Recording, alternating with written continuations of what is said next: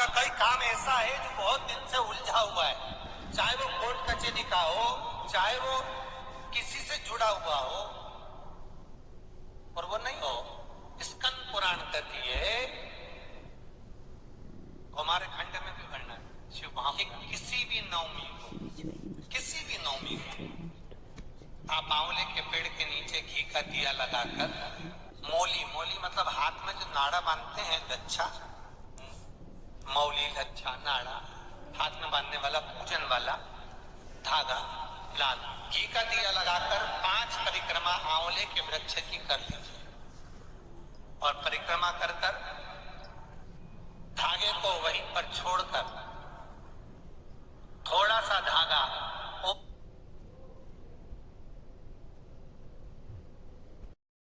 स्कंद पुराण कहती है, हमारे खंड में भी वर्णन है शिव कि किसी भी नवमी आप आंवले के पेड़ के नीचे घी का दिया लगाकर मौली मतलब हाथ में जो नाड़ा बांधते हैं, गच्छा, मौली, गच्छा, नाड़ा, हाथ में बांधने वाला पूजन वाला धागा, लाल घी का दिया लगाकर 5 परिक्रमा आंवले के वृक्ष की कर लीजिए और परिक्रमा कर धागे को वहीं पर छोड़कर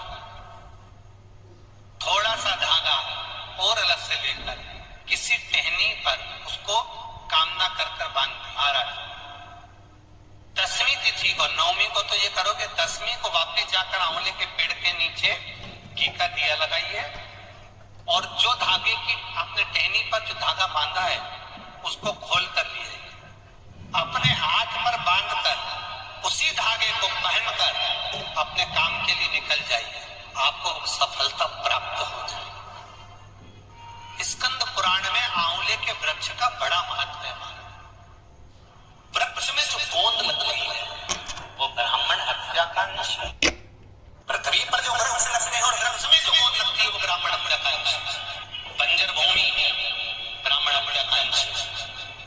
इसलिए हमारे यहाँ शास्त्र कहता है, तुम्हारे बहू का अगर जापा होए, बहू की डिलीवरी होए, बहू को संतान होए तो खूब घी में गोंद तल कर खिलाओ। और जन्माष्टमी, रामनवमी पर भगवान का प्रसाद तैयार करो तो उसमें गोंद मत डालना, क्योंकि उसमें ब्राह्मण हत्या का अंश रहता है। भगवान के प्रसाद में गोंद नहीं आना चाहिए। नौकरी नहीं लग रही, सर्विस नहीं लग रही, परास्त तो हो चुके हैं, हम भर कर दुनिया के हाथ जोड़ कर एक बार महादेव के हाथ जोड़, एक बार उससे कह लो।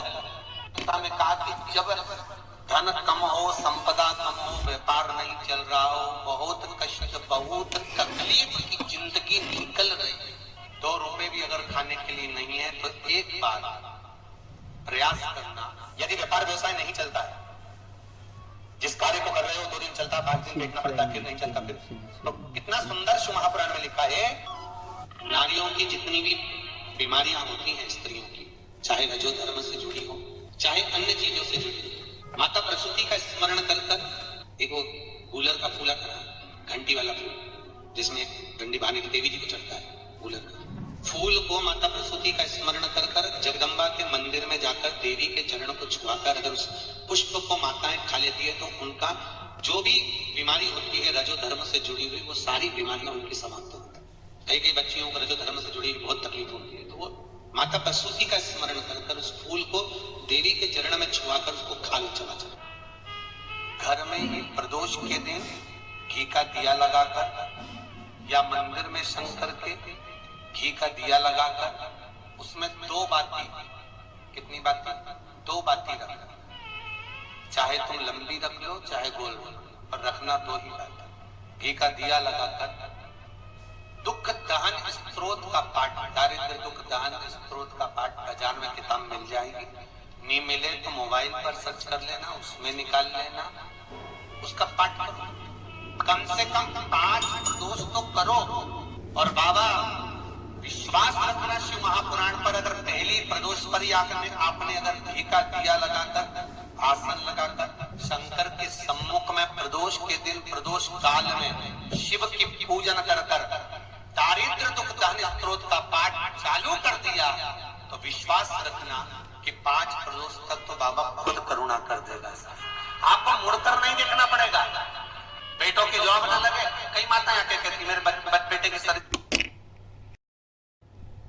लग जाए, गुरु जी बस इतनी कृपा कर दो। तो हमने को उसको कहो शंकर जी का स्मरण कराता, शंकर जी के चरणों से जो पानी नीचे गिरता है, वो जो पानी जलाधारी से नीचे आता है, उसकी 2 या 7 बूंद उस गोटे के अंदर डाल दे और पीपल के वृक्ष के नीचे उसको इतना खड्डा खोदकर दबा दे और मिट्टी डाल दे, आकर शंकर भगवान पर दूध चढ़ा दे और जल समर्पित कर।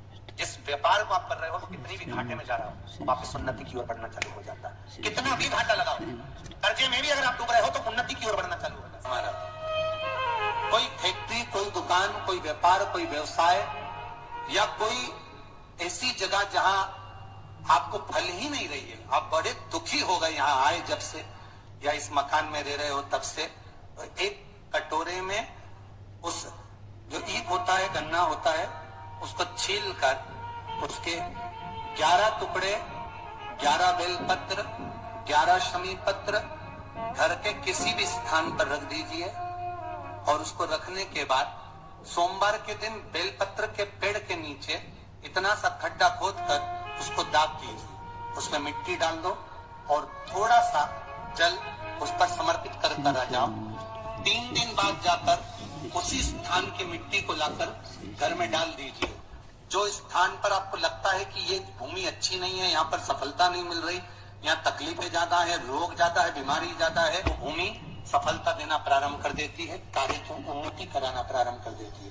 पर जितने भी उपाय हैं ये त्रिपुरा सुंदरी के ही नाम से होंगे। लोग कहते हैं कहाँ का मंत्र लेकर आ गए श्री शिवाय नमस्तुभ्यम, हम कहते हैं जब कर तो देखो, जिस दिन जपना प्रारंभ करोगे चलते फिरते मोबाइल पर भी अगर बोल रहे हो ना श्री शिवाय नमस्तुभ्यम, एक दूसरे से बात करते करते भी एक बार मुख से श्री शिवाय नमस्तुभ्यम निकल गया तो कितना सुख देता है वो देखिए।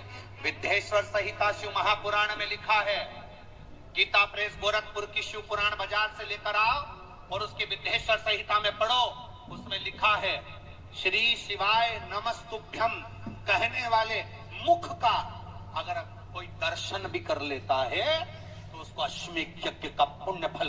उसी तरह जब घर के बड़े वो तुम्हें अपशब्द कहें तो हम पलट कर क्यों जवाब।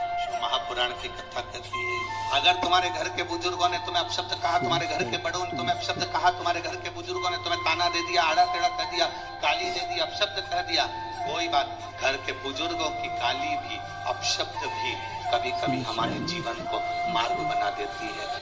जिसके घर में तांबे की थाली, पीतल की थाली, कांसे की थाली, इसलिए मंदिर में आप लोग हम लोग तो कहें आप लोग मंदिर जाते होगे तो मंदिर में जो घंटाल बंदे रहते हैं वो तांबा पीतल उस कांसे के बंदे रहते हैं, उसको लकड़ी से बजाते हैं। क्यों बजाते हैं, उसका कारण क्या है? उसका कारण क्या है, जितने लोग आरती में सम्मिलित होते हैं तांबा पीतल कांसा मंदिर में इसलिए बजाया जाता है, जितने लोग आरती में आए हैं इनके घर में खुशियां प्रवेश कर जाए, इनके घर में भी आनंद की अनुभूति कर। एक बात का स्मरण रखना, आपकी भक्ति जितनी प्रबल होगी मेरा शंकर तुम्हारे को छोड़ेगा।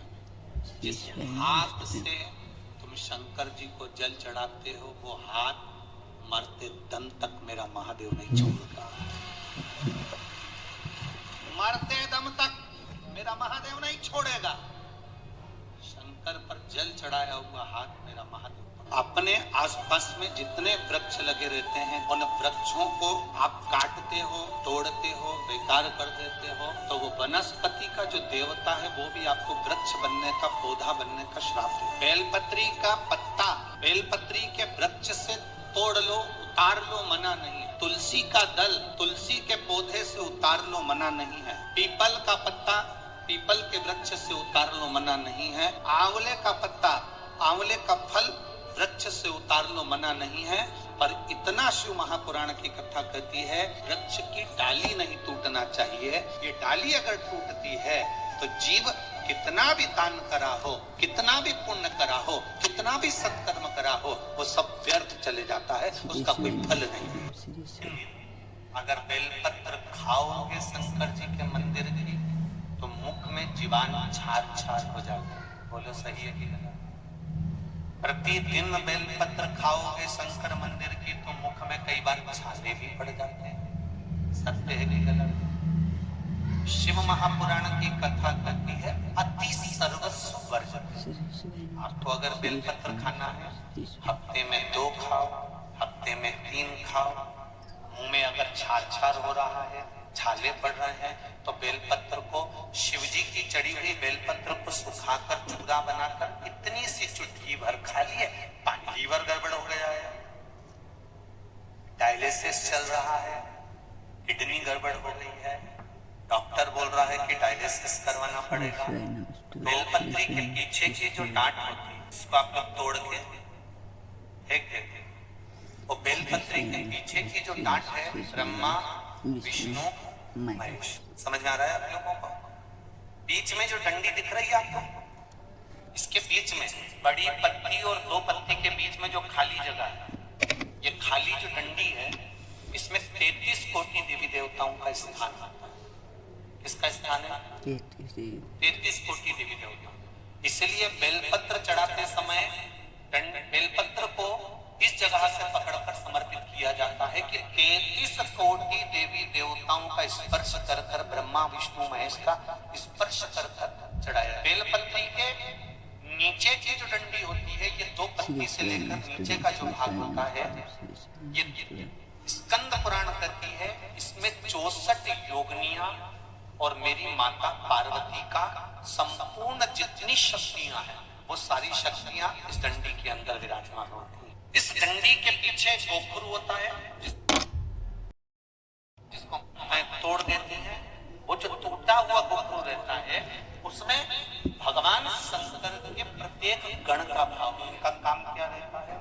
जब शरीर में किसी व्यक्ति के जीवन में जब दुख तकलीफ या रोग बढ़ता है, तो वो गोखुर जो नीचे का रहता है, वो टूटा हुआ गोखुर अशोक सुंदरी वाली जगह पर चढ़ाकर हफ्ते में 2 बार उसको चबा चबा कर अगर खा लिया जाए तो डायलिसिस की जरूरत नहीं पड़ती, डायलिसिस छूट जाता, लीवर और किडनी काम करना प्रारंभ करते हैं। और अच्छे से सुन लेना, अभी की अभी घर जाकर शुगर की जांच करना, शुगर कितनी भी हाई जा रही होगी, बेलपत्री के नीचे का गोखुर टूटा हुआ अशोक सुंदरी पर चढ़ाकर खाकर 5 से 7 मिनट मुंह में रख लीजिए और उसके बाद शुगर की जांच कर लीजिए, शुगर लेवल में मिलना प्रारंभ हो जाए। बेलपत्री का जो सुख है वो जीवन का आनंद है, साधारण नहीं है बेलपत्र।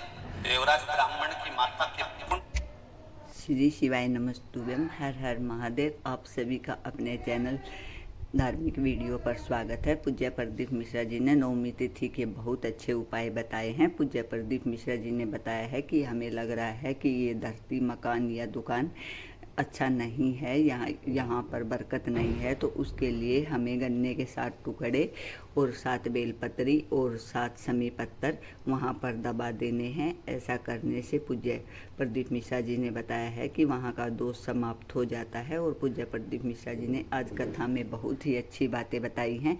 अगर आपको पूज्य प्रदीप मिश्रा जी की कथा और उपाय अच्छे लगे और देखना और करना चाहते हैं तो प्लीज़ मेरे चैनल को लाइक, कमेंट और शेयर ज़रूर करें।